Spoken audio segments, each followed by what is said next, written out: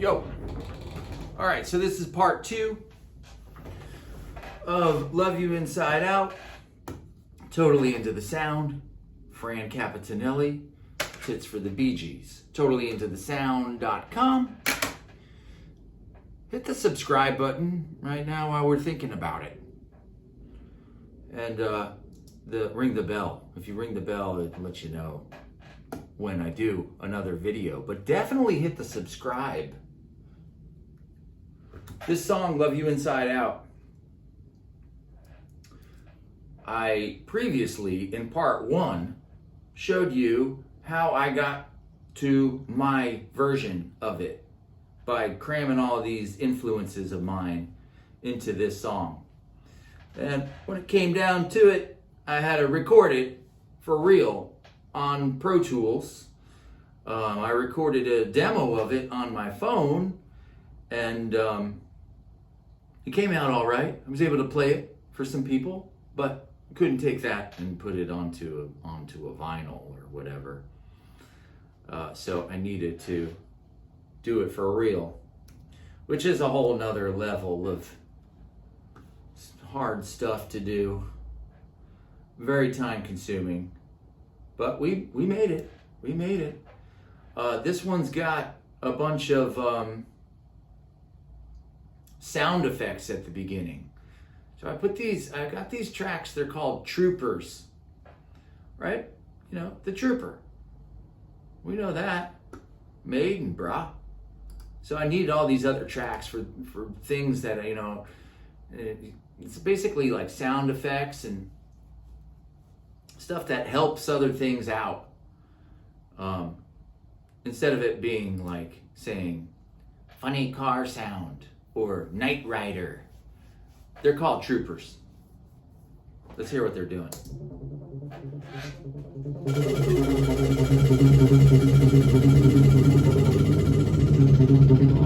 Oh, yeah. This was a New Year's Day thing. Got anything on this speaker over here?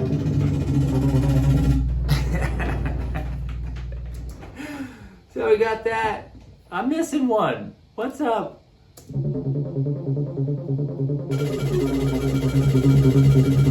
If we add in guitars,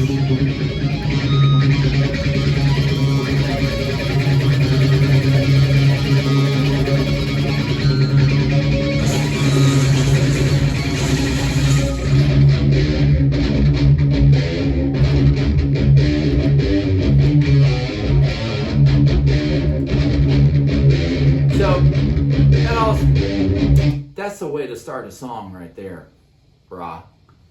You know, some crazy shit. Am I allowed to say that? I don't even know yet. I'm so new at all this. I don't even know if I'm allowed to say that. But what are you gonna do? You know?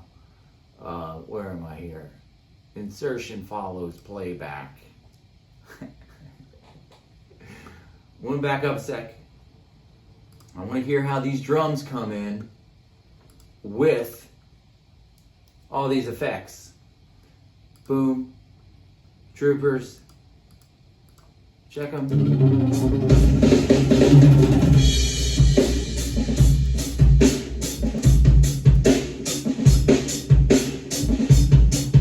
So like I said a couple videos ago,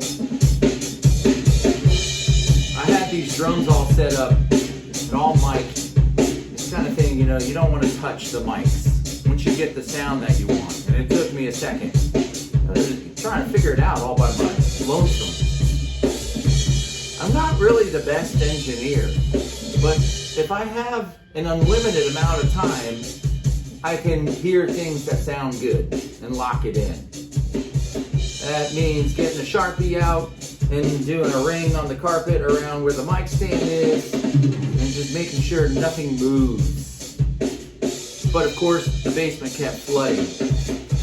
And I tell you what, there was a couple nights I was up all night with a shop vac, exhausted, having worked all day, and now the basement is flooding right where the drums are and nowhere else in the basement. I've had some flooding issues in the basement, and I thought I had figured it all out. But apparently, when you put something that means a lot to you down there, like your drums and all these microphones, on a nice carpet that you just bought, that's where the water wants to get to. And if the water gets onto the carpet, you know what happens then. Mold. Black mold. Green mold. All kinds of mold. And then I'm not nearly done with the drums, so I'm going to have to sit in this moldy room. It was a nightmare, dude. I had the shop vac, and I'm standing there all through the night. The shop vac fills up. Then you gotta roll it to where the door is, lift it up over the stairs, dump all this water out, get back over, and start it again. And do it all night long. That was a true test right there. And of course, when I was done with the drums and I took all the mics down, there has not been one drop of water since then. Now that was like 2 years ago that I finished the drums. So like, a full 2 years have gone by. It has not done that one time. How does that happen?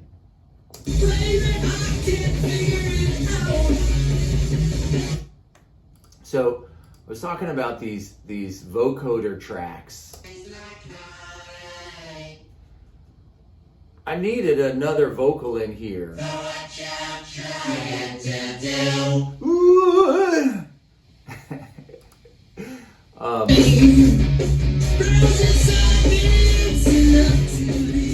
Because the vocals were so back to back. Baby, I can't figure it out. Your kisses taste like honey. Sweet lies don't give me no rise for what you're trying to do.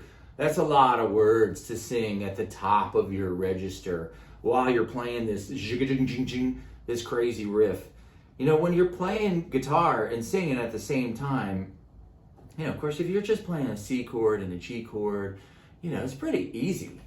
But when you're really like having to play something that you have to concentrate on, it splits your brain.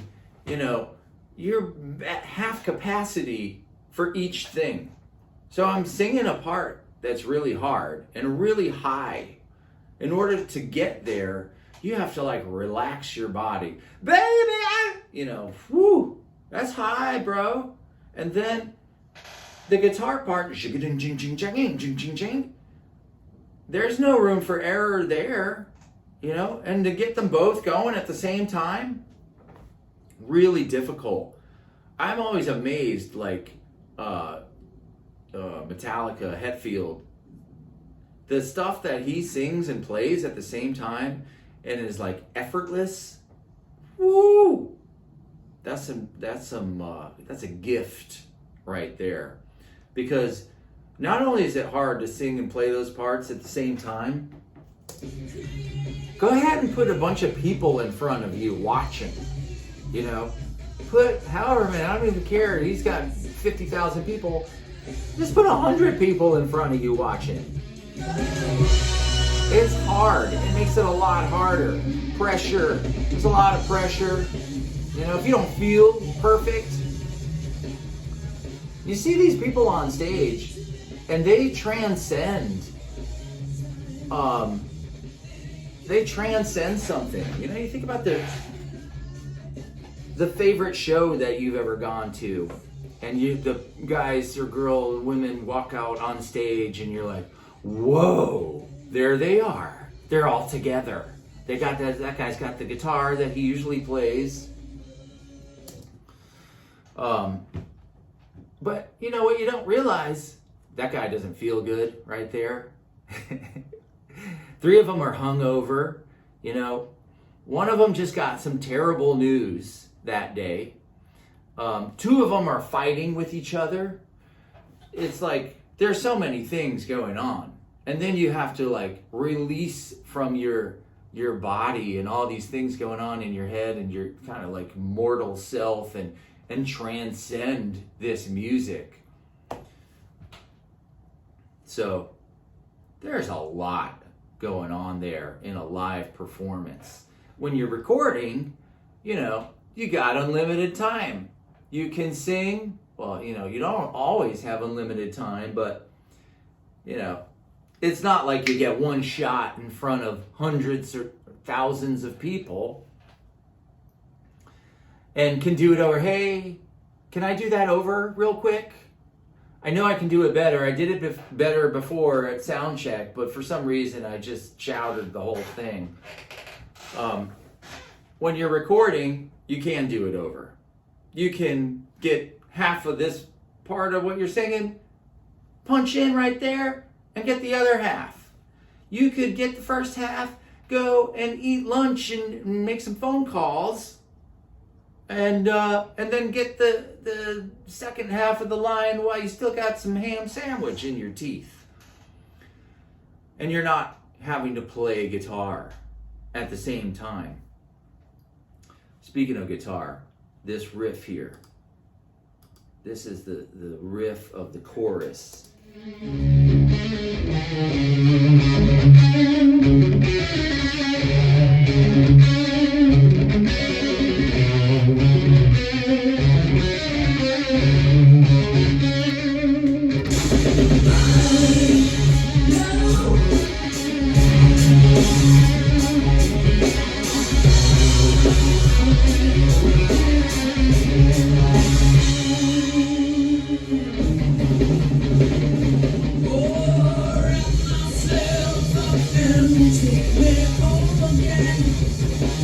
Where am I? Too many heartaches in one lifetime. Ain't good for me. So the vocals I did during quarantine. I was alone in this house for 2 months. No animals. Nobody coming to visit and not leaving. So I shaved my head completely to the bone bald. If I knew how to use this Final Cut Pro a little bit more, I'd be able to splice that picture in. But I'm not at that level yet. I'll show you later. But it was kind of a funny thing, being in this room with a bald head, reaching up to, and like, it's such a weird feeling when you have no hair on your head and it's just like raw skin. It gets real cold. And that was what the scene was like in here. Back around to the bridge.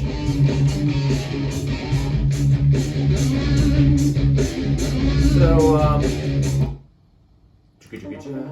there's this little, one of these troopers has got like a Knight Rider sound on it that is kind of buried. You can hear it in the mix. Of course, I want everything to be as loud as possible, which is a challenge, to David Barbie. When I'm mixing with him, I'm like, okay, can you turn up this little Knight Rider sound? But it was so cool. The way it goes with the drums.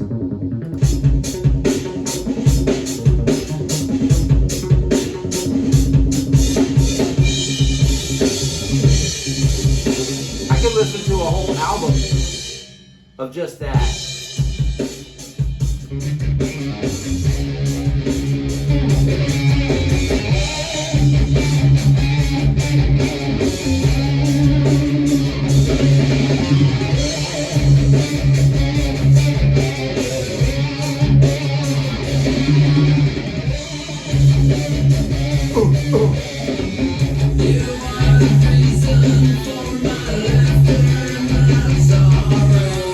So we got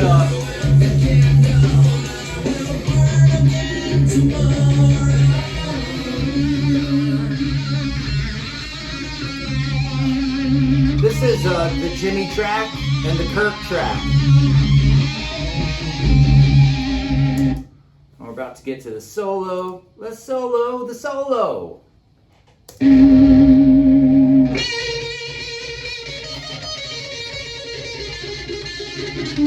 Echoplex. I could have hooked it up today, but it goes squeak.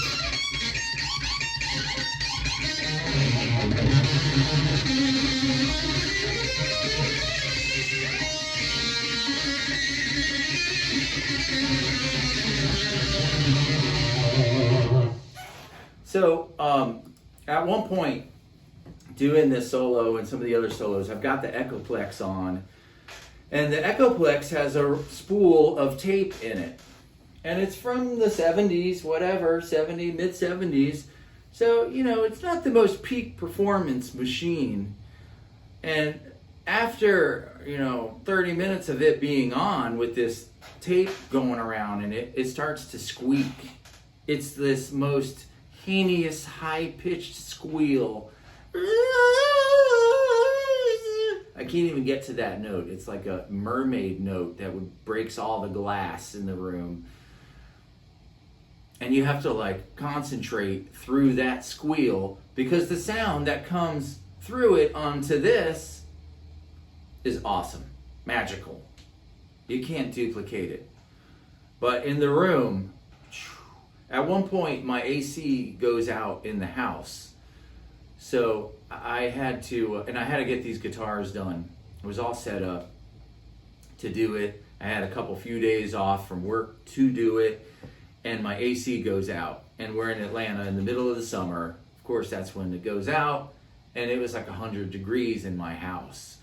Throw all this equipment into my bedroom. I was in my bedroom at the time, and some amps. Woo! It would get 1,000,000 degrees in there in no time. So I brought in this portable, not a window unit AC, one of those big R2D2 looking things. I'd have to shut everything off, put the AC on, leave it for about an hour, cool it down in there so it's bearable, go in, shut the AC off, turn everything else back on, and work until I started sweating profusely again with this squeal going. So yeah, there's a lot of elements that I fought during this record and during this song where we have the last chorus. It's a key change here, so it's lower. Made it a lot easier to sing. These vipers. What am I gonna do if we lose that fire? All right, that's it. Thanks for checking it. What am I gonna do? Thanks for checking it out. Fran Capanelli, totally into the sound. Hit subscribe, dude.